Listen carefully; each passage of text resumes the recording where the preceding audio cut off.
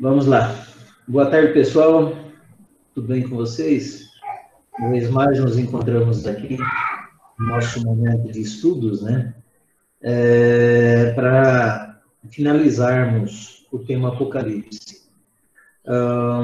Antes de começarmos a falar do nosso tema de hoje, dizer a vocês que assistem pelo YouTube, né? Que veem as aulas, porque muitas vezes não têm oportunidade de estar aqui sábado às 17, sentimos falta de vocês, porque as perguntas, quando você assiste a aula e está online, fica mais fácil de fazer as perguntas, e quando você assiste a gravação, as dúvidas que você eventualmente venha a ter, você não vai conseguir tirar.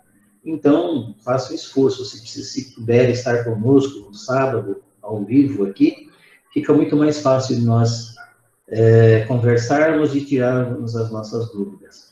Nós vamos hoje finalizar o Apocalipse. Na realidade, quanto mais a gente se aprofunda, quanto mais eu fui buscar informação para trazer, para nós discutirmos isso juntos, mais eu percebo que, de novo, nós vamos ter que passar quem sabe, 2/10 daquilo que nós temos no assunto. É extremamente interessante, extremamente, diria, complexo. Quando falamos dos símbolos, nós vamos falar sobre alguns deles. Não tem como nós nos aprofundarmos em todos os símbolos citados por João, porque são muitos. E essas interpretações, a partir do momento em que nós estamos buscando o entendimento do livro, eu digo a vocês que é extremamente abrangente e interessante. Mas eu fiz consulta a 2 livros, busquei 2 livros, do Edgar Armon e do Cairbar Schutel, e tem a referência no final que eu acharia muito interessante. Se vocês não tiverem, eu tenho esses livros em PDF, eu mando para vocês. É extremamente interessante a analogia que eles fazem dos símbolos, muito mais profundo do que essa 1h30 que nós vamos ter aqui.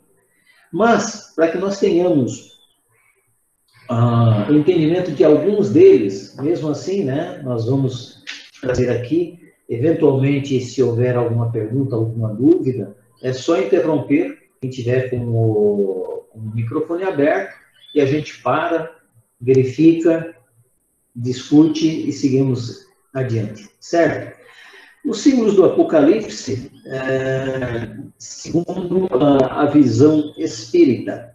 Logicamente que se nós jogarmos esse tema, esse título, essa pesquisa na internet, nós vamos, lá no Google, nós vamos encontrar várias definições. Mas temos que buscar a visão espírita quando formos pesquisar.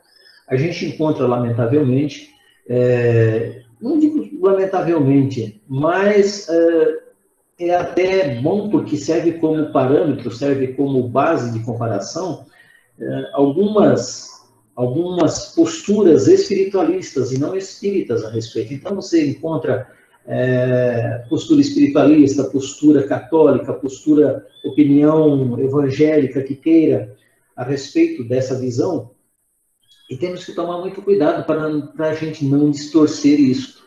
Né?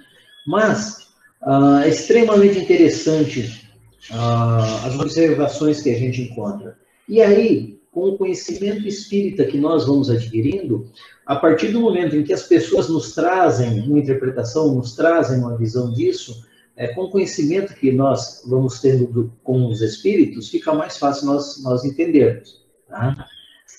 Mas vamos lembrar um pouco do que nós vimos ali atrás, no sábado passado.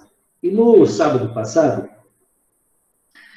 nós vimos algumas coisas, por exemplo, que nós vamos rever hoje, mas somente para linkar o assunto, só para puxar em nossa memória o que nós vimos, para dar uma lembrança. E trazemos aqui um comentário da Revista Espírita de 1862, que Kardec nos fala que os espíritos superiores querem que o nosso julgamento se aperfeiçoe em discernir o verdadeiro do falso, o que é racional daquilo que é ilógico. Então, quando nós observamos esses símbolos daquilo que João quer nos trazer, é extremamente importante nós nos atermos nisso que o Kardec nos fala. Que os espíritos superiores querem que o nosso julgamento se aperfeiçoe no discernimento do que é verdadeiro, do que é do que é falso, do que é racional e daquilo que é ilógico, que não tem sentido.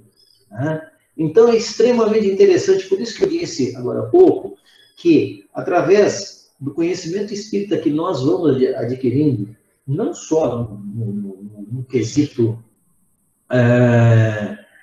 Apocalipse, mas em todos os assuntos pertinentes à doutrina, ou no vulgo popular, naquilo que o populacho acredita, mas nessa coisa racional, que é a doutrina espírita.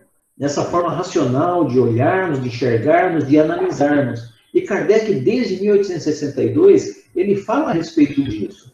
Como fala também que o Espiritismo, né, é uma doutrina liberal, emancipadora da inteligência, inimiga da fé cega, que vem proclamar a liberdade de consciência e o livre exame como base essencial de toda a crença cega. Então, ele vem dizer para a gente que a doutrina espírita nos possibilita, nós que somos espíritas, que buscamos sempre o conhecimento, que nos possibilita expandir a nossa inteligência, para sairmos dessa fé cega, dessa fé, como que eu vou dizer assim, uma fé limitada, né? Ou seja, acreditar em tudo aquilo que as pessoas nos falam. E quem não estuda, ela fica sujeita às informações daquelas pessoas que trazem para a gente. E aí fica muito encaixotado esse pensamento. Então, a doutrina ela vem proclamar, como diz Kardec, a liberdade de consciência e o livre exame como base essencial de toda a crença séria. Então, para que tenha fundamento, para que tenha lógica, o que nós estamos vendo, principalmente no que diz respeito à Bíblia, ao livro dito sagrado, às Escrituras, nós temos que ter esse discernimento. Temos que, para nós não ficarmos ainda patinando nas informações, muitas vezes encontradas ou convencionadas, dos segmentos ou dos representantes das religiões que conduzem a informação para onde eles querem, da forma como querem.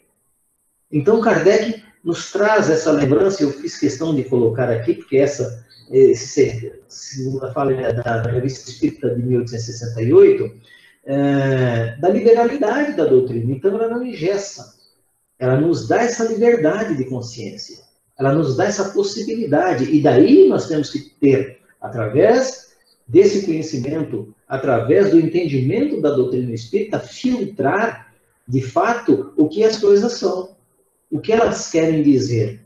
Porque aquilo que nós pensávamos quando estávamos lá nos outros segmentos religiosos, todos nós já passamos por lá, hoje nós começamos a enxergar de uma forma diferente. Tanto que se nós lermos, eu particularmente, eu tive contato com a Bíblia, do Gênesis ao Apocalipse, com 16 para 17 anos. Hoje, eu tenho 60, quando vou, e algum conhecimento espírita que adquiri, então, quando eu vou ler novamente as mesmas páginas que eu lia lá atrás, o meu entendimento é completamente diferente, principalmente dentro do olhar espírita. Então, a emancipação que a doutrina espírita nos dá é fantástica. Nos possibilita o entendimento, a comparatividade, sem aquela fé, como diz aqui, sem a fé cega, né? Porque o fulano, o ciclano falou, então eu sou obrigado a acreditar. Não. Jesus já disse na nossa reunião passada, e volto a afirmar, Jesus sempre nos colocou em reflexão, sempre nos incentivou a pensar, né? A tirarmos as nossas conclusões. Então, ele dava o caminho, ele dava a forma e dizia assim, vós, o que pensais? Então, Kardec traz com muita ponderação, bem com essa colocação fantástica na Revista Espírita, da forma como nós devemos enxergar as coisas. E isso é muito interessante, né? Recapitulando o que nós vimos lá atrás já, que o Apocalipse divide-se em 3 partes, né? A primeira contendo as instruções às igrejas fundadas, né? Fundadas pelos apóstolos. A segunda, as provações pelas quais passaria a humanidade até o início do período final. E a última, né? Tratando dos acontecimentos desse período, que é, aliás, o que mais interessa à humanidade nos nossos dias. Que queira sim, queira não, esse livro foi escrito em uma época completamente diferente da nossa, mas sempre na construção, buscando sempre a construção do nosso caráter religioso, do nosso caráter moral. Então, postas de lado as dificuldades naturais, das interpretações, isso nós temos, porque são simbólicas, né? O caráter anacrônico das revoluções e o profundo misticismo que envolve a narrativa do princípio ao fim. Por que misticismo? O conhecimento de João, né, a sua cultura era judaica, havia todo um misticismo na cultura judaica, havia uma simbologia muito forte naquele meio, e ele era conhecedor. Apesar de ter um conhecimento grande também da cultura grega, mas o judaísmo ainda era muito mais forte em João.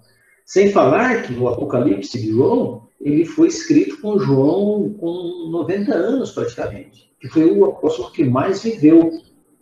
Então, muita coisa pode ter se perdido, muita coisa pode ter se confundido, e muita coisa pode ter sido levado a termo nos costumes judaicos, em toda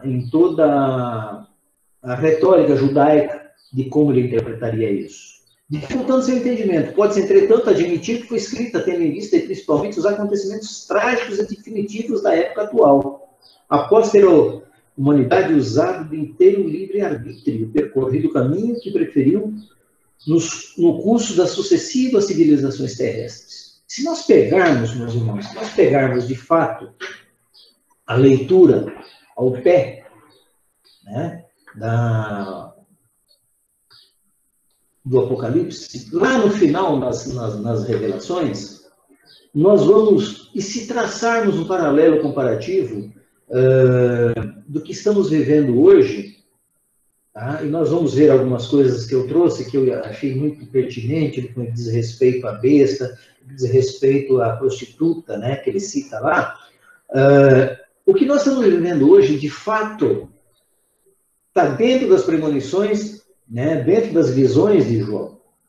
Dentro das visões de João. Nesse desdobramento que ele tem, e talvez como não tinha um entendimento de todo divino, vamos assim dizer,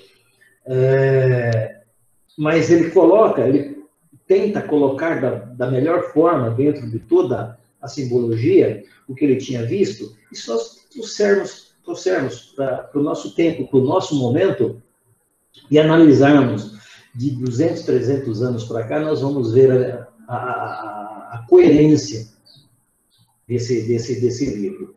Tá? Não podemos levar ao pé da letra, mas dentro das revelações nós vamos ver a coerência. Né?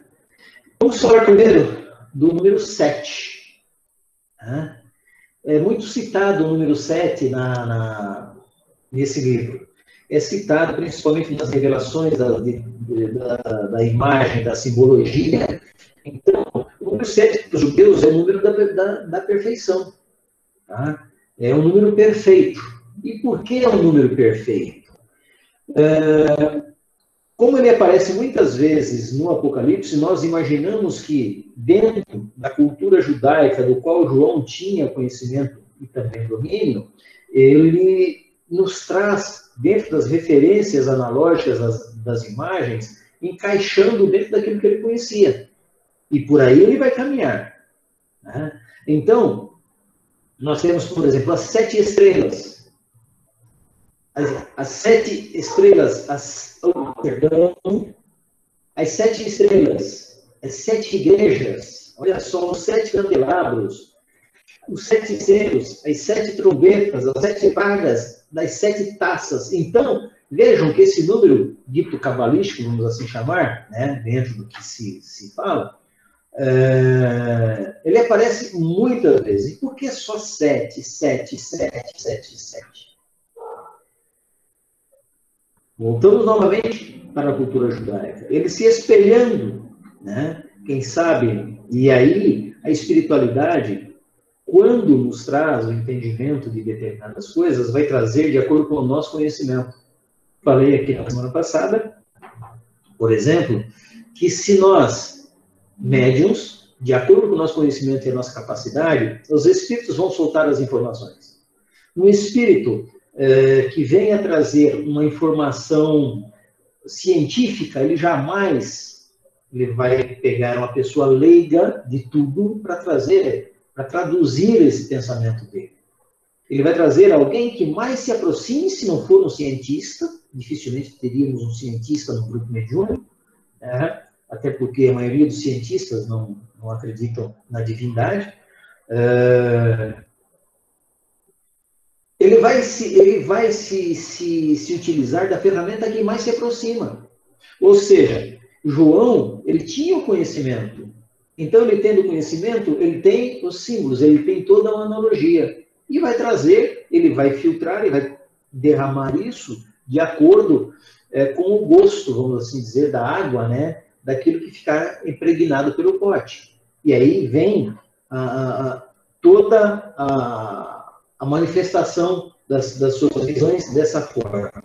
O candelabro de 7 braços, né? Ou seja, o menorá, lá para os judeus, ele simboliza a presença de Deus na Terra, que é exatamente essa imagem. Esta é a presença de Deus na Terra. Se nós formos hoje nas sinagogas, nós vamos encontrar sempre esse candelabro. É um símbolo, o número da perfeição. 7, para os judeus, é um número perfeito. Sendo o número perfeito, João, então, dentro dos seus costumes analógicos, ele vai encaixando essas informações. Tá? Ainda, número 7, né? Quanto ao mistério das 7 estrelas que vistes em minha mão direita e aos 7 candelabros de ouro, as 7 estrelas são os anjos das 7 igrejas, e os 7 candelabros, as 7 igrejas. Então, dentro de tudo aquilo que ele vê, ele vai colocando o seu entendimento, interpretando, da mesma forma como muitas vezes nós, nas reuniões mediúnicas, ou os médiuns videntes, quando tem uma visão, ele vai interpretar de acordo com o seu conhecimento, de acordo com o seu entendimento. Porque se ele não tiver entendimento daquilo, entendimento total daquilo que ele viu, que ele percebeu, ele vai dar a informação que ele tem. Né? Então, ele traduz que as 7 estrelas são os anjos, né? E as 7 igrejas, os 7 candelabros, ou os 7 candelabros com aquela figura que nós vimos agora há pouco. Então, esse número 7, ele vai bater muitas vezes. Está lá na Bíblia de Jerusalém, no capítulo 1, verso 20 do Apocalipse. Tá? Sobre a égide de Jesus, já as forças espirituais operam a análise da situação amargurosa do mundo.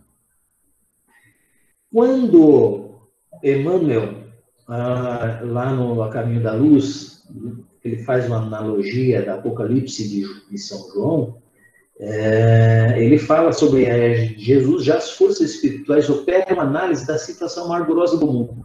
Então, quando estas informações, quando esses símbolos são trazidos a João, a espiritualidade começa a trazer informações que, naquele momento, de acordo com o conhecimento daquele povo, para que eles entendessem. Como Jesus também falava a respeito dos usos e costumes da época, para que se fizesse entender pelos simples, pelos ditos ignorantes, João também vai começar a passar isso, porque já era uma preocupação da situação amargurosa do mundo, pelos espíritos. Então, vão trazer, na simbologia, muito carregada de usos e costumes, mas já as dores do mundo. A situação com que já se amargurávamos, nos amargurávamos naquela condição. As 7 igrejas representariam a totalidade dos períodos espirituais da humanidade, apresentando virtudes e defeitos a serem corrigidos. Os períodos em que a humanidade vai caminhar. Dentro dessa analogia, a espiritualidade traz a ele e mostra, e ele traduz na simbologia conhecida da sua cultura, esses períodos. Ou seja, apresentando virtudes e defeitos a serem corrigidos. E João vai passar isso adiante da sua forma, né? Da sua forma. A Cabala é a espiritualidade judaica, ou seja, os 7 defeitos. Os 7 defeitos nós vimos, e eu acabei tirando daqui, mas nós vimos os 7 defeitos e as 7 virtudes na aula passada. Eu não coloquei aqui hoje, para não ficar muito extenso, mas nós vimos as 7 virtudes e os 7 defeitos. E isso, queira sim, queira não, se nós pegarmos as 7 virtudes e os 7 defeitos, e nós formos analisar hoje, friamente, no momento que nós passamos, da forma como vivemos, da forma como temos vivido, nós vamos ver como se encaixa. Né? Como se encaixa essas informações. Como se encaixa a preocupação dos espíritos lá, já quando as forças espirituais operavam essa análise da situação. E ela se acentua muito mais se nós pegarmos. E basta vocês voltarem na aula anterior e verificarem os 7 defeitos e as 7 virtudes. E nós vermos, dentro daquela simbologia, a qualidade das informações. Né? Os 7 pecados capitais e as virtudes, ou seja, estava passado, aquilo que eu falei, né? Os 7 defeitos, para que a gente dê uma olhadinha, dê uma analisada nisso. É extremamente interessante. Extremamente interessante. Né? Nos pecados capitais, nos defeitos e virtudes. Beleza, pessoal? Os significados. Se alguém tiver algum comentário, alguma pergunta, basta abrir o microfone e fazer. Quando falamos dos significados, nós temos uma série, eu trouxe alguns aqui, não trouxe todos, senão ficaria muito extenso, mas nós temos, por exemplo, 7, né? O número 7, a significação, que é a ideia da perfeição e da plenitude naquela cultura, na cultura judaica principalmente, transferida para João, e João transfere, então, na adaptação das suas visões. 7 é a ideia da perfeição e da plenitude. Plenitude no sentido, vamos assim dizer, da informação em si, tá? Seja das dificuldades, ou seja da facilidade, mas na sua plenitude. Então, 7 é a ideia de perfeição e plenitude. As 7 lâmpadas de fogo que ele cita. Tarefa de esclarecimento e iluminação da raça. Quem é a raça que ele se refere? A raça humana, a raça judia. Então, essa tarefa de esclarecimento nós temos encontrado desde a época de Jesus, né? Desde a época de Jesus. A forma como o Evangelho começa a ser divulgado, a forma como essa iluminação se dispõe a todos nós. Então, na representação daquilo que ele viu, essas 7 lâmpadas de fogo, ela representa exatamente a tarefa do esclarecimento e da iluminação da raça. Seria extremamente interessante se pudéssemos pegar a Bíblia, pegar o livro tanto do Edgar Morin quanto do Carvar, e formos lendo e fazendo, leia ali a Bíblia, dá uma olhadinha no livro, vai acompanhando e o esclarecimento, que lá é muito mais profundo, muito mais amplo e muito mais completo. E nós teríamos muito mais tempo. O trono significa onde está Jesus, quando ele fala que ele viu o trono e que ali estava o Cordeiro. Trono é hoje onde nós temos o governador da terra. E onde ele cita várias vezes, de diversas formas, o significado desse trono, o que ele representa, quem estaria nele, de que forma esse que lá se encontrava representa dentro das informações que a espiritualidade nos traz. Quando ele fala também do arrebatamento em espírito, seríamos arrebatados em espírito, e fui arrebatado em espírito, ele diz, é o desdobramento. Lembre-se que Emmanuel nos fala, na analogia da Apocalipse de São João, que João foi chamado às esferas espirituais. Então, a partir do instante que ele é chamado, esse arrebatamento em espírito, ele foi em desdobramento atender ao chamado. Quantas vezes nós, médiuns de tarefa, ou muitas vezes médios, pessoas com mediunidade de auxílio, são levadas em desdobramento para inúmeras tarefas, para inúmeras instruções. Quantos de nós não fazemos isso? Quantas vezes Chico não foi levado a instruções em arrebatamento, arrebatado em espírito, como diz a informação do Apocalipse. A mulher, quando ele cita a mulher, quem é a mulher? A igreja. No significado da igreja, e aí fala que é a noiva de Cristo. Se seguisse, Jesus, quando os seus discípulos, que ele instrui aos 12 para ir de pregar aos 11, para ir de pregar, porque Judas já não estava mais, ir de pregar, ser de pescadores de homens. Então, quando Paulo também começa a criar as igrejas, é que este movimento, que estas igrejas falassem a linguagem do Cristo, que houvesse um entendimento da mensagem na aplicação, na sua essência.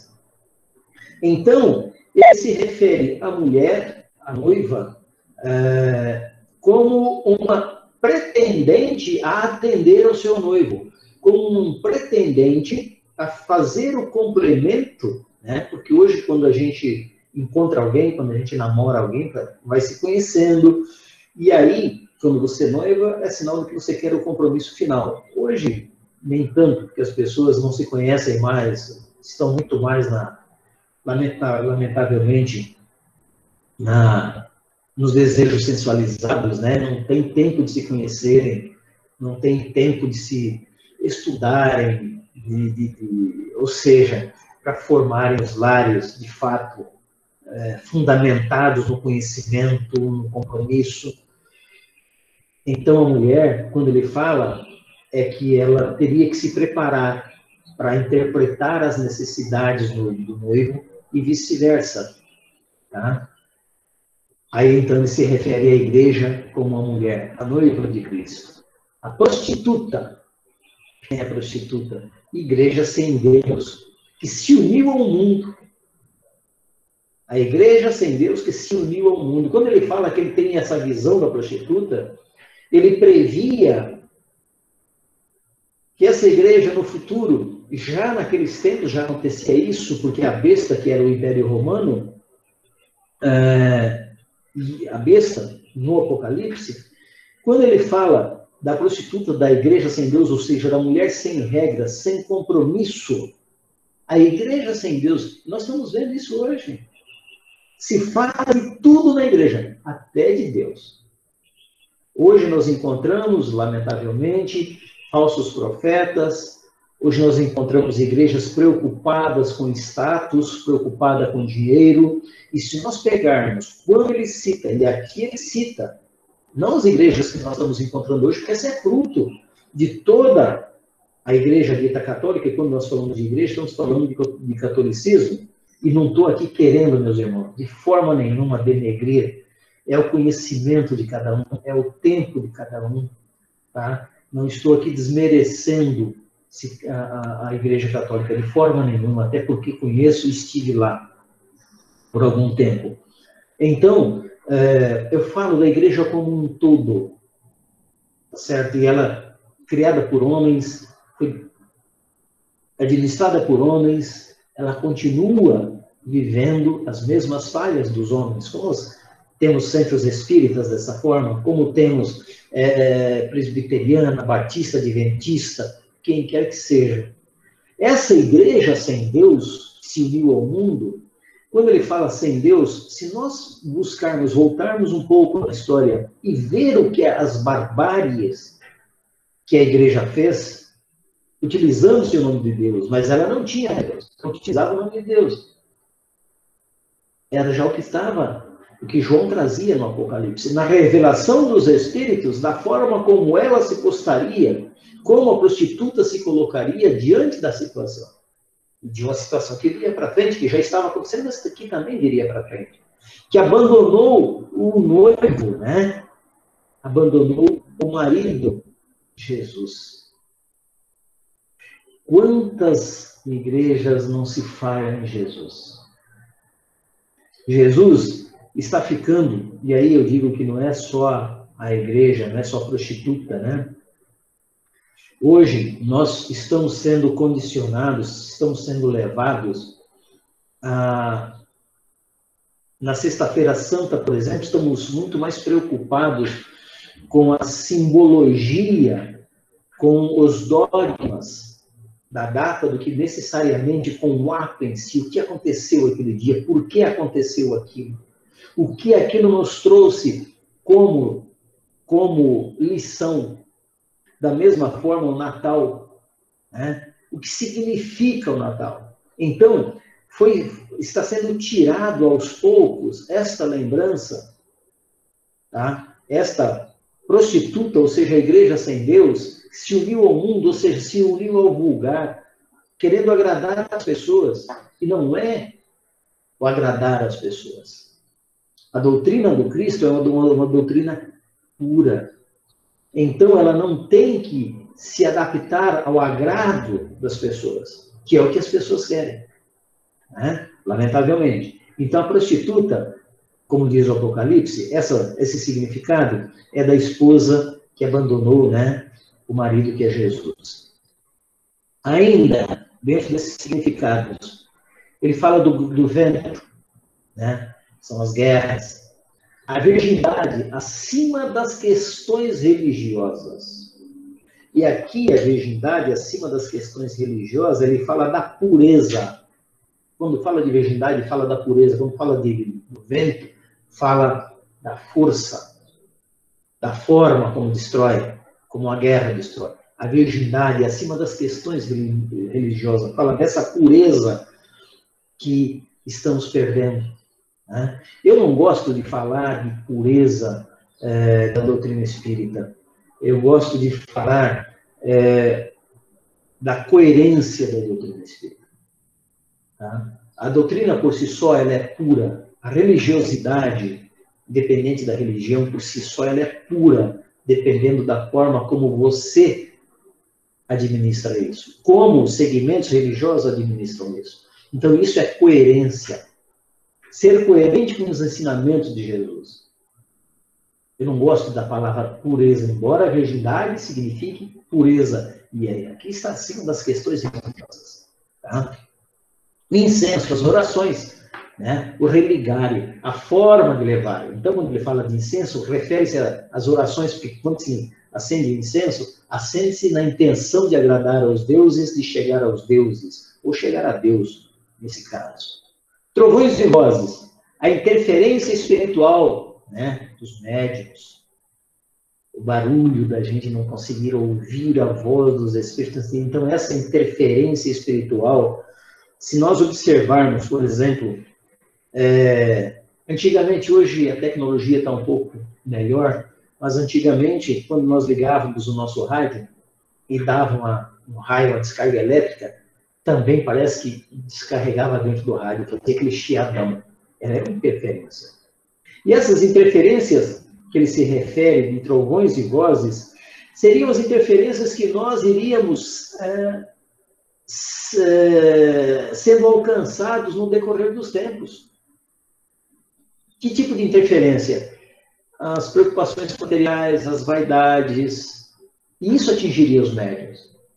Então, o significado de trovões e vozes é aquilo que não nos deixa pensar, que não nos deixa focarmos as nossas intenções e os nossos pensamentos. Invariavelmente, quando há um vozerio, você não consegue se concentrar. Quando há trovão, você não consegue se concentrar. Né? O dia, quando ele fala de dia, se resume a séculos. E se nós falarmos no tempo do espírito, no mundo espiritual, um segundo, lá é um século, aqui é um dia. Né? Uma hora, lá são anos. Um dia lá são séculos, uma hora lá são anos. Imagine, então, um minuto, um segundo. O que isso não representa no mundo espiritual? E aqui João fala com propriedade nesse sentido. Quando ele fala de dia, fala de horas, ele quer significar séculos ou anos. Estamos falando de interpretação do mundo espiritual. Ainda, entendendo alguns símbolos. Tudo bem até aqui, pessoal? Todos aí?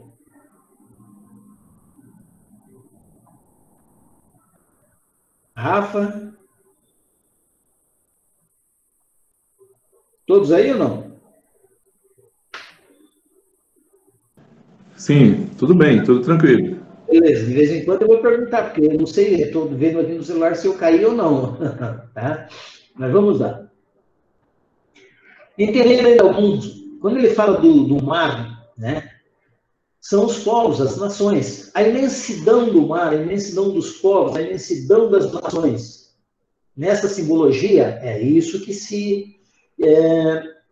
que significa chifres, invariavelmente, e dentro, né, dentro da própria cultura judaica, o chifre ele significa poder, reino ou rei. Se nós observarmos a maioria dos sinais, né, a maioria dos escudos dos reinados, nós vamos perceber um leão ou vamos perceber um animal com chifres, que isso significa o quê? Poder, significa um reino extremamente poderoso. As 7 cabeças, os 7 montes. De novo, o número 7, o número cabalístico. Tá? Dentro, ainda, daquela cultura judaica. Dragão, antiga serpente. Né? Ou seja, que era para que nós tivéssemos, quando ele fala do dragão, é para que nós tenhamos, então, cuidado, da mesma forma como temos que ter com as serpentes, com as cobras. Animais, pantera, urso e leão, reinos e rei. Tá? A besta, Império Romano, essa simbologia que ele traz. 42 meses, é igual o quê? Um mês igual a 30 anos. 42 vezes 30 igual a 1.260 anos. E assim ele vai falando. E se nós fizermos, e aqui é uma coisa extremamente interessante, se nós pegarmos o Apocalipse e irmos profundamente no estudo e fizermos essa conta, nós vamos começar a ver o que aconteceu nos séculos em que ele fala, se entendermos o tempo que ele descreve. E nós vamos ver o que foi acontecendo nesse período. É extremamente interessante, meus irmãos. Extremamente interessante. Mulher, a igreja, né? Mulher formosa, fiel ao evangelho, quando afastada dos ensinamentos de Cristo, a prostituta. Nós já vimos lá atrás. E aqui vamos, então, às 7 igrejas. Eu trouxe para vocês, só para termos uma ideia das 7 igrejas, onde elas se localizam. Né? Eu sou o alfa e o ômega, o primeiro e o derradeiro. O primeiro, o alfa, o derradeiro, o ômega. E o que vês, escreve um livro e envia-o às 7 igrejas que estão na Ásia. Na Ásia, a Éfeso, a Esmirna, a Pérgamo, a Tiátira, a Sardes, a Filadélfia e a Laodiceia. Onde estão essas igrejas? Aqui estão. Né? Nós temos aqui a Pérgamo, aqui em cima, correto?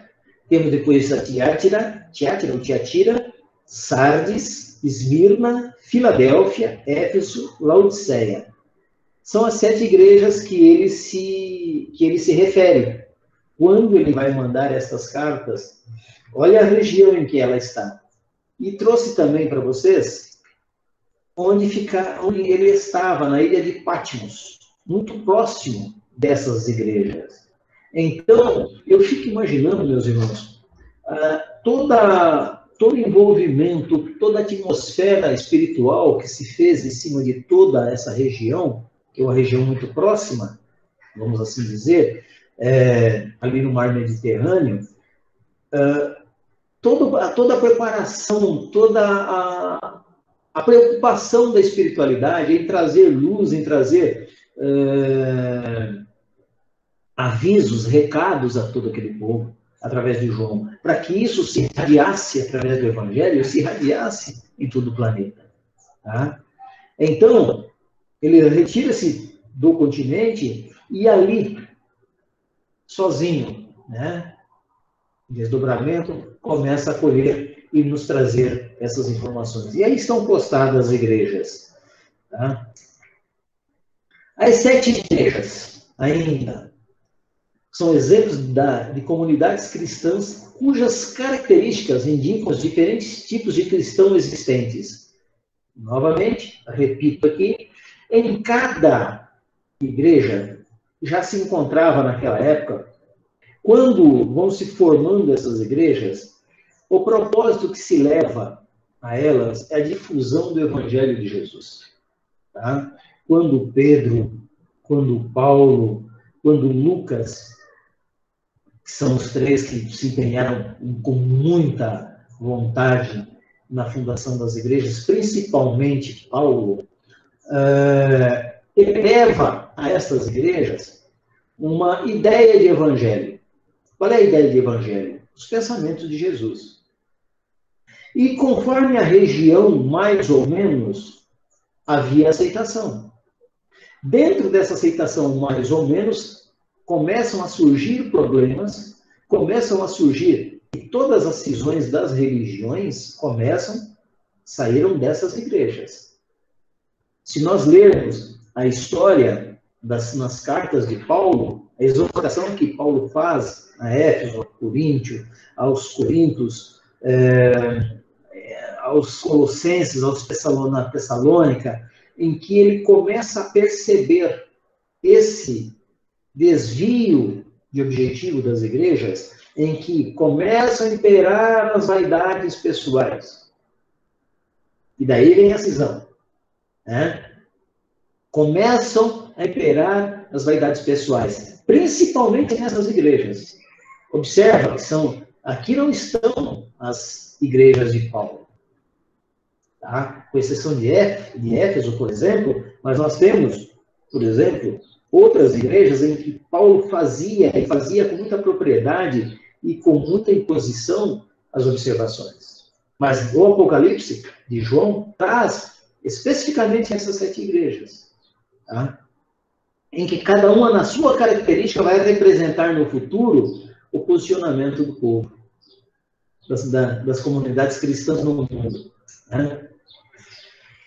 O conjunto formado pelas 7 igrejas, simbolicamente representadas pela luz dos 7 candelabros, revela a imagem da igreja do Cristo, como são na realidade, com suas heresias, disputas e fé débil, mas também com sua fé, esperança e amor. Então, meus irmãos, é aquilo que falávamos agora há pouco. Olha a realidade que nós, se pegarmos o que diz o Apocalipse, no tocante à instrução de melhora das igrejas, o que diz as cartas de Paulo às igrejas. Se nós transferirmos para a nossa atualidade, nós vamos ver como elas são, com as heresias, com as disputas, com a fé debilizada. Tá? Existem, como diz, né? Existem também fé e amor. Existem casas, isso não é só a igreja, não. Vamos falar dos núcleos religiosos, também nos centros espíritas. Quantas casas, quantos centros espíritas nós vemos casas devotadas, comprometidas com o bem, com o amor, com a caridade, com a paternidade. Em contrapartida, nós observamos outras casas preocupadas com outros valores, preocupadas com números, sabe? Formatando isso de tal forma que tem que se medir, tem que se analisar, tudo, esquecendo a atividade principal, que é o Evangelho. Então, eu quero saber quantas pessoas eu atendi esse mês no atendimento fraterno, qual foi o feedback que eu tive depois que eu vá. E o amor. Então, essa preocupação, né, essa representatividade das 7 igrejas, em qual delas será que hoje as nossas casas estão mais se parecem com Éfeso, com Pérgamo, com Tiátira, com Sardes? Se lermos o Apocalipse, se lermos as cartas de Paulo, nós vamos perceber onde nós estamos situados. Nas advertências que faz, nas admoestações. Nós vamos perceber onde nós estamos situados. Então, é extremamente interessante a observação. Quando ele fala da besta apocalíptica,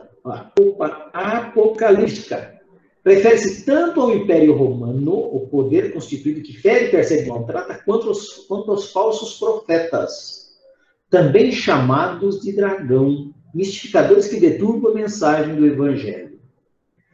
Nós sabemos que o Império Romano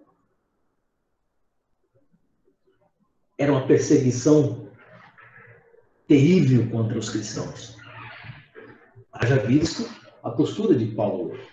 Né? Então, o Império Romano, quando jogava os cristãos nas arenas para as feras, e os cristãos iam cantando, às vezes em lágrimas, assim como o Estevão, por exemplo, foi apedrejado em lágrimas, mas cantando louvores a Jesus.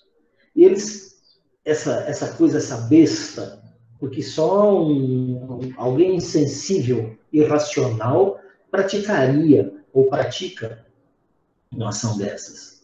Então, essa besta, ele se refere a esse poderio, a esse império romano, como também aos falsos profetas, que não medem esforços para atingir os seus objetivos, passando por cima dos princípios cristãos, dos princípios fraternos, eles deturpam toda a mensagem do Evangelho.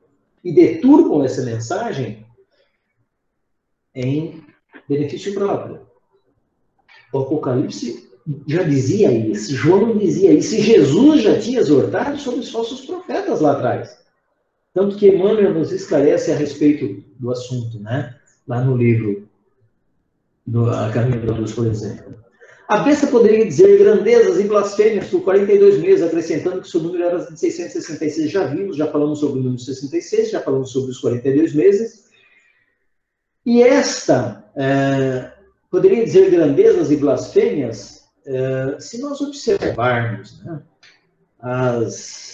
a postura, principalmente da igreja, que se apoderou do cristianismo. Na realidade, a Igreja Católica se apodera do cristianismo após o Concílio de Nicéia. E eu acho que eu trouxe aqui essa informação. Dizendo que a única igreja do Cristo era a Igreja Católica. E, novamente, aqui não estou deturpando, não. A igreja feita por homens como nós, que também nos enganamos.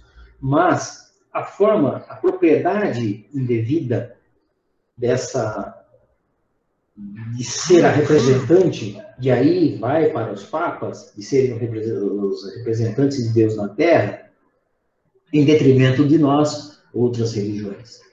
Tá? De nós que temos uma outra visão, seja de Deus, seja de Cristo, seja de caridade, seja de fraternidade.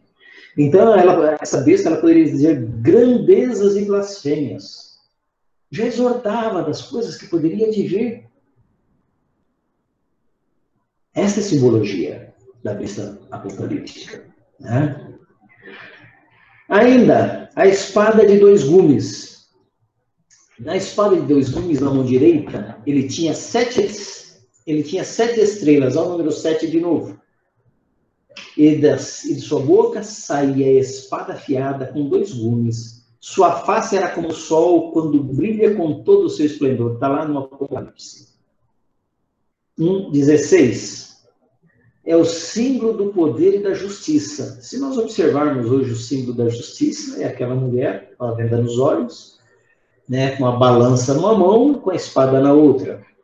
Ou seja, a balança para medir, né, para julgar, e a espada para a execução, seja do bem, seja do mal.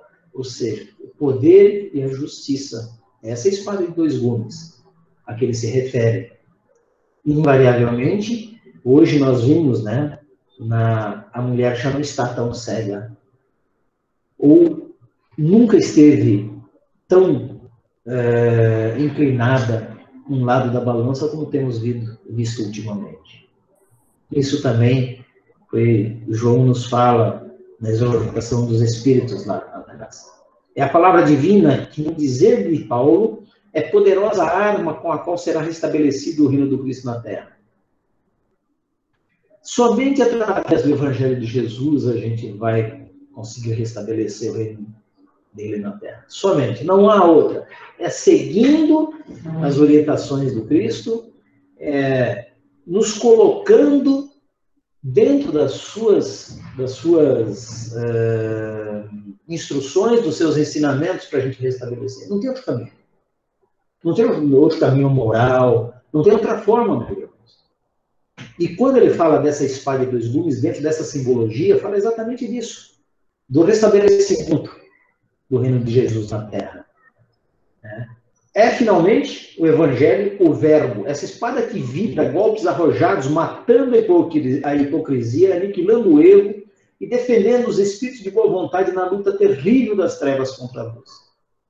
Essa espada de dois gumes. Na mão direita ele tinha 7 estrelas e da sua boca saía espada afiada com 2 gumes. Sua face era como o sol quando brilha com todo o seu esplendor. Ele se refere ao Cordeiro.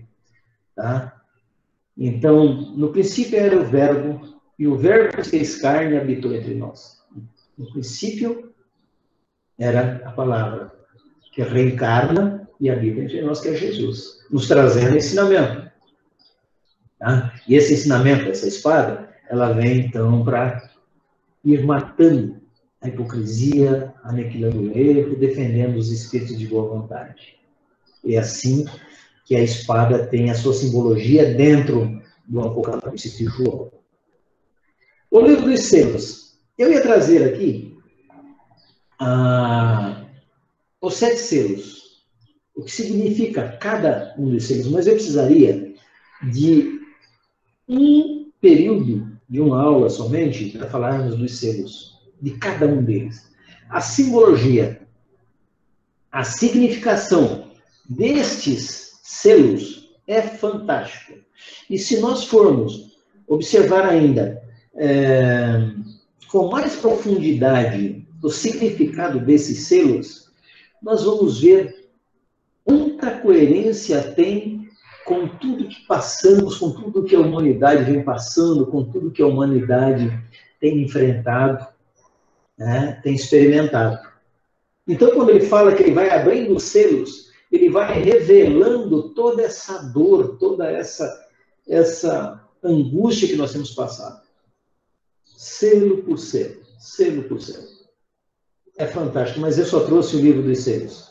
Tá? Eu não trouxe todos eles, que demandaria muito tempo. Nós não teríamos tempo hoje para isso. O livro do futuro, que fechado para todos, só podia ser aberto pelo Cordeiro Jesus Cristo. Jesus o Cristo, que venceu ao romper os 7 selos. Então, quando Jesus ele se refere que o livro do futuro era das exortações que estava sendo que Jesus nos fez, né, quando estava entre nós. Então ele vai abrindo, vai relembrando, tá, cada coisa no seu devido tempo, no seu devido lugar, na sua devida forma.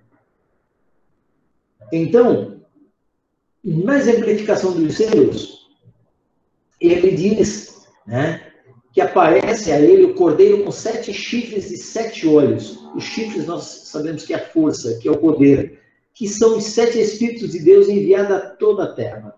Esses Espíritos de Deus nós sabemos que são os serafins, os querubins, os anjos do Senhor. Aquela falange que compreende o espírito de verdade do que Kardec fala.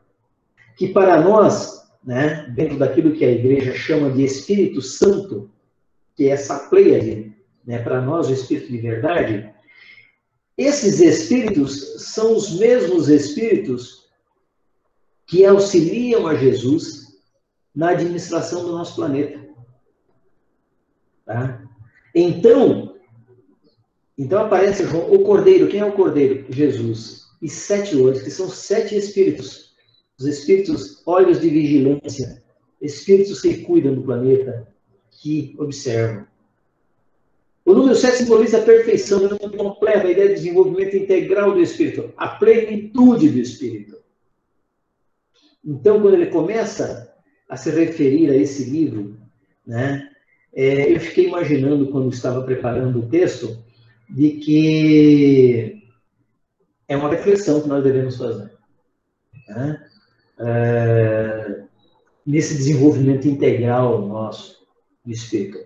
O interessante é que eu fiz 60 anos domingo passado e eu disse, puxa vida, eu já tenho 60 anos.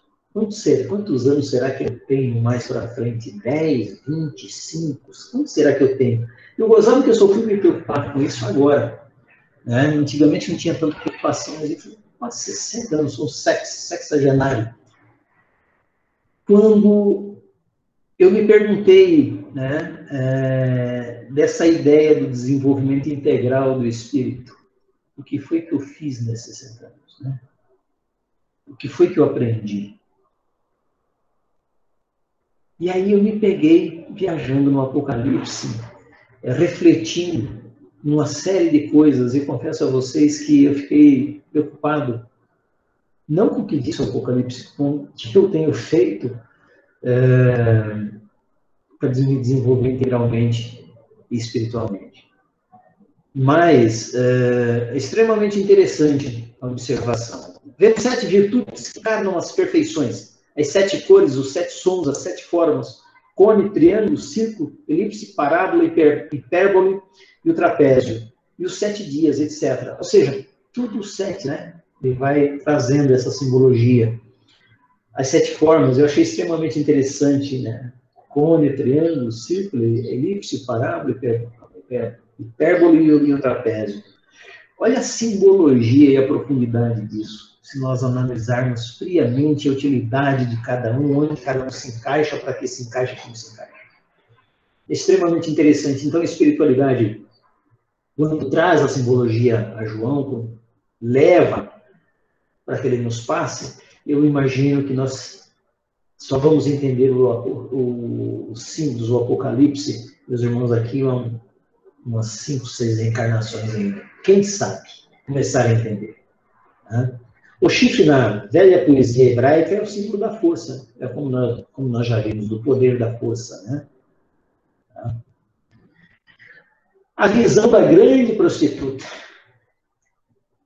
abre evidente essa narrativa com a grande revelação que o anjo lhe fez da grande prostituta, que outra não é senão a religião católica romana, com a qual coabitaram os reis da terra e os habitantes da terra que se embebedaram com o vinho da sua devassidão. Está lá no Apocalipse, capítulo 17, versos 1 e 2.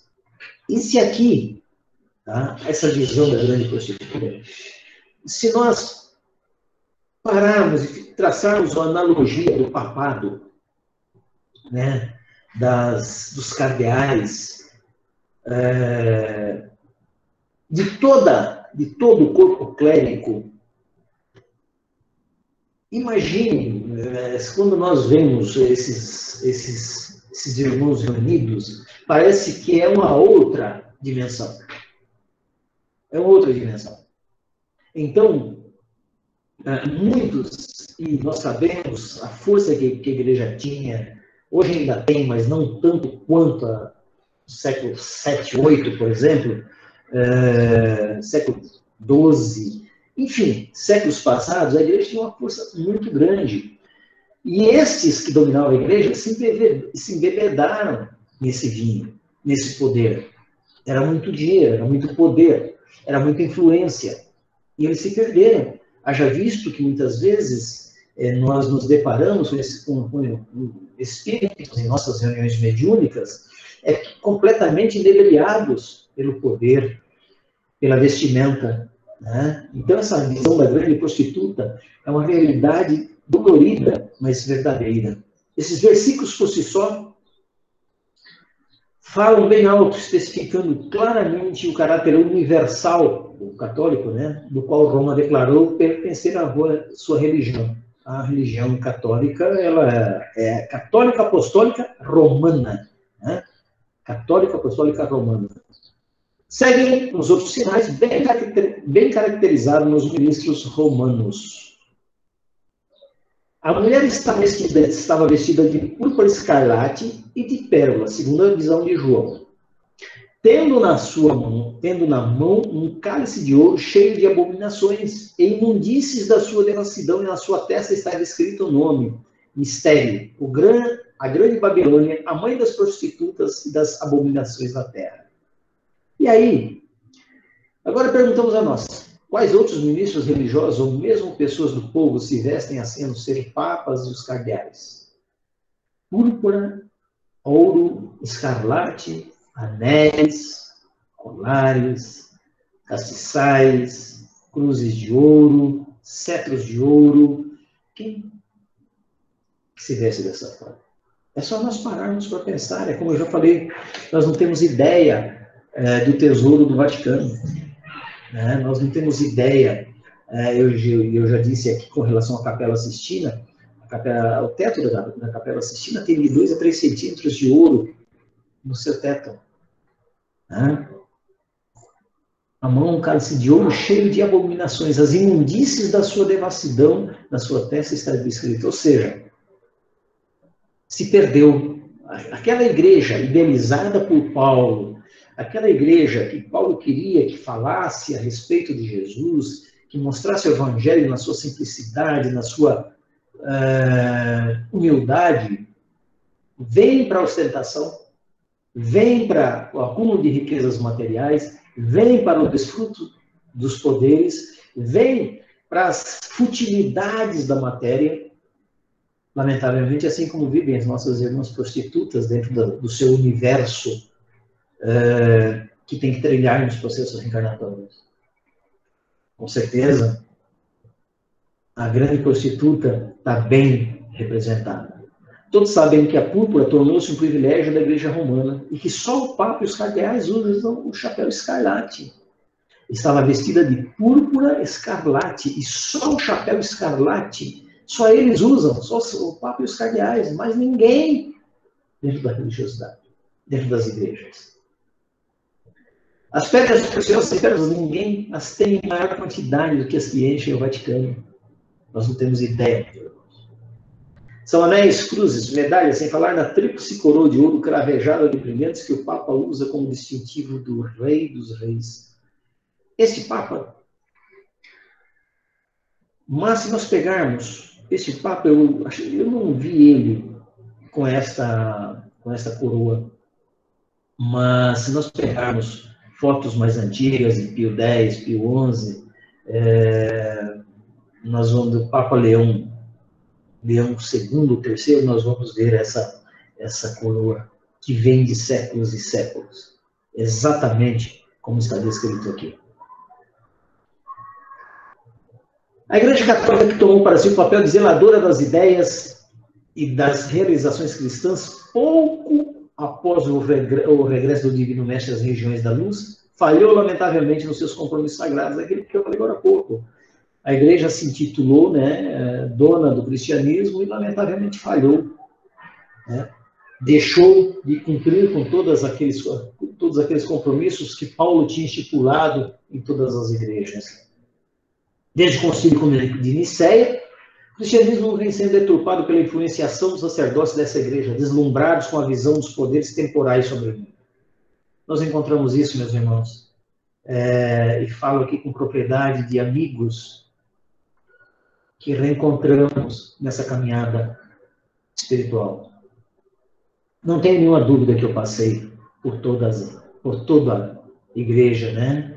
em tempos idos, em outras encarnações, tanto que reencontrei amigos do clero antigo, aqui no Rei de Magdala, em número de 9, que hoje estão conosco. Mas os poderes temporais mexem demais. E mexeu com todos eles, assim como também tem passado, talvez tenha passado por essas provações, e hoje a gente vem aqui para tentar diminuir um pouco dessa culpa, um pouco dessa dor, que queira assim, queira não, ainda nos aflige, né? Para melhorarmos um pouco mais. Mas eu digo a vocês, não é fácil. Não é fácil. Não valeu a missão sacrossanta do iluminado da Umbria, tentando restabelecer a verdade e a doutrina da piedade de amor do crucificado, para que se solucionasse o problema milenar da felicidade humana. A igreja falhou em tentar resolver esse problema, lamentavelmente, né? As caças, as sectas, as classes religiosas, a intolerância do clericalismo constituíram enormes barreiras e abafarem a voz das realidades cristãs. Então, a moral católica falhou seus deveres e as suas finalidades, lamentavelmente. Né? Nós vemos a forma como foi desconstruída toda a vontade inicial de Jesus dentro de um segmento religioso. Então, a razão da grande prostituta do Apocalipse, se fizermos analogia comparativa, formos observando, vocês vão ver como ela se encaixa. Né? E aí temos o período da grande espiritualização, que é a vinda do Cristo. Isso também está lá no Apocalipse. Depois de tantas lutas e tantos sacrifícios, vem se aproximando finalmente o dia do nosso Senhor Jesus Cristo. Aquele que nos veio trazer o verbo divino em sua pureza, não poderia deixar de vencer todos os inimigos e implantar no coração humano a bendita semente que se faz portador, que é da fraternidade, do amor, do perdão, da irmandade. Mas quantos séculos de decepções e trabalhos foram precisos para que o mestre subjugasse a besta e o falso profeta, restabelecesse a verdade dos seus ensinamentos? E aqui eu vejo uma observação extremamente importante, quando Kardec nos fala que o espiritismo, a doutrina espírita, não é a religião do futuro, é o futuro das religiões. Então, quantos séculos de decepções e trabalhos foram precisos para que o mestre subjugasse a besta? Quem é a besta? O Império Romano, o falso profeta. A nos voltarmos a essa espiritualização no sentido de nos conscientizarmos do processo reencarnatório existente, que é um fato, é uma realidade, e descobrir que é somente através do amor, somente através da elevação moral, é que nós conseguimos sucesso na escada evolutiva. Restabelece a verdade dos seus ensinamentos. Ou seja, é só por esse caminho. Eu sou o caminho, a verdade e a vida. Então, na vinda de Jesus, ele nos traz, o Apocalipse nos traz essa reflexão que é somente através de Jesus, dos exemplos, dos ensinamentos dele. Não tem outro caminho. Eu sou o caminho, a verdade e a vida. Não tem outro caminho, que a espiritualidade nos grita a todo instante. Né? Depois da desolação da Babilônia de João, ouvi no céu a grande voz de uma imensa multidão dizendo: aleluia, a salvação e a glória e o poder pertencem a Deus, porque verdadeiros e justos são os seus juízos. Pois ele condenou a grande prostituta que corrompia a terra com a sua devassidão, das mãos dela vingou o sangue dos seus servos. Ou seja, cada um vai responder por seus atos. Todos nós que praticamos outrora, sejam nos cargos cléricos, sejam nas execuções, vamos responder. A prostituta que corrompia a terra, com a sua devassidão, ou seja, escondido sob o manto de Jesus, em nome de Deus, a igreja matou, né? Mas nós vamos responder por isso. E o Apocalipse nos fala. Então, dentro dessa simbologia, a vinda de Jesus. Os anciãos, que ele cita, os 24 anciões representam os espíritos puros, dos quais citados no introito do Apocalipse, lá no início, que são os auxiliares de Jesus, e as 4 criaturas viventes, que no capítulo são figuradas como um leão, um novilho, um homem e uma águia, voando, que dissemos representar é o poder, a criação, a sabedoria e a eternidade. Não são outros, senão os 4 evangelistas. Mateus, Marcos, Lucas e João. Que traz o Novo Testamento. Tá? Isso aqui é uma visão do Cairbar. Tá? Que traz no Novo Testamento a informação de um Deus diferente como Jesus trouxe. Então transcreve, ainda que escritos depois de 40, 50 anos depois da morte de Jesus, da crucificação, e muitos se perderam nesse espaço de tempo, eles vêm trazer essa luz. Né? Esses espíritos escolhidos como foram, eles vêm trazer, deixar gravado uma forma de seguir esses ensinamentos. Todos bramam, aleluia, aleluia, porque o Evangelho pode ser reconstituído em sua pureza primitiva e se construir o livro da vida para todos os humanos viventes. Ou seja, se o Evangelho for reconstituído na sua pureza primitiva, qual é a pureza primitiva do Evangelho? Os ensinamentos do Cristo. Sabe, o perdão, a reencarnação, o aprendizado, as oportunidades, e se constituir o livro da vida. Qual é o livro da vida que nós temos hoje? As páginas são as reencarnações. O livro da vida é a existência do Espírito. E as páginas são as reencarnações. E nós escrevemos nessas páginas, de acordo com as reencarnações, aquilo que nós somos e fazemos. E aí, dentro do livre-arbítrio, o livro da vida, como ele se apresenta para cada um de nós? Qual é o resultado disso? Até chegarmos à angelitude, quantas páginas ele vai ter? Saiu depois uma voz do trono dizendo: dai louvores ao nosso Deus, todos vós que o temeis e os seus servos, os pequenos e os grandes. Lá no 19:25. As últimas palavras do anjo. O trono de Deus e do Cordeiro estará nela, e os seus servos o servirão e verão sua face, e o seu nome estará nas testas deles. Não haverá mais a noite, nem precisam mais da luz da candeia, nem da luz do sol, porque o Senhor Deus os iluminará, e a eles reinarão pelos séculos dos séculos.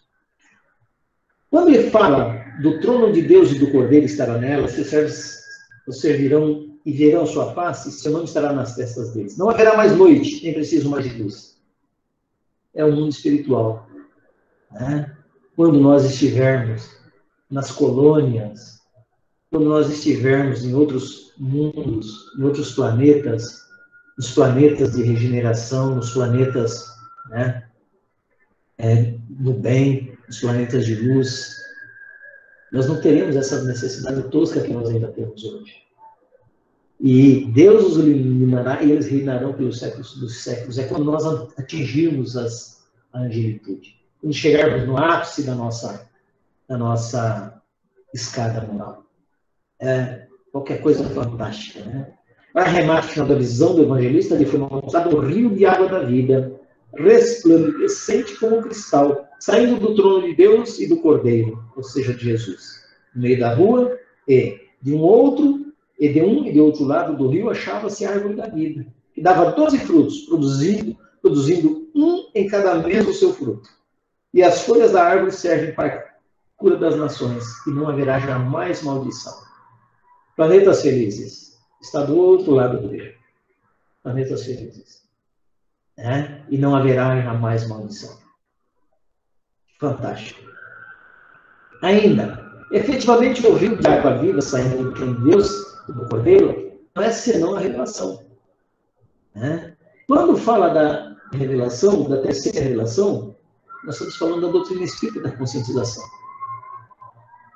Ou seja, esse rio, essa água, esse rio de água viva, que vem trazer a consciência, e se nós quisermos nos banhar nesse rio, nós temos que mergulhar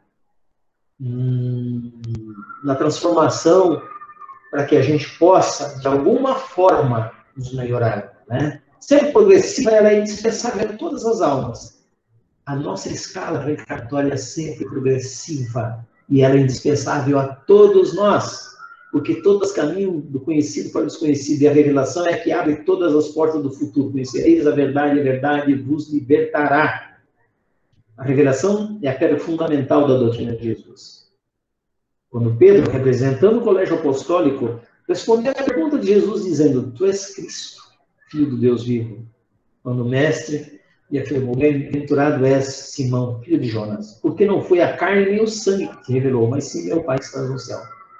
Tu és Pedro, e sobre esta pedra, ou seja, a revelação, edificarei a minha igreja, e as portas do Hades não prevalecerão sobre ela. Quando ele fala, tu és Pedro, e sobre esta pedra, é sobre a revelação, né?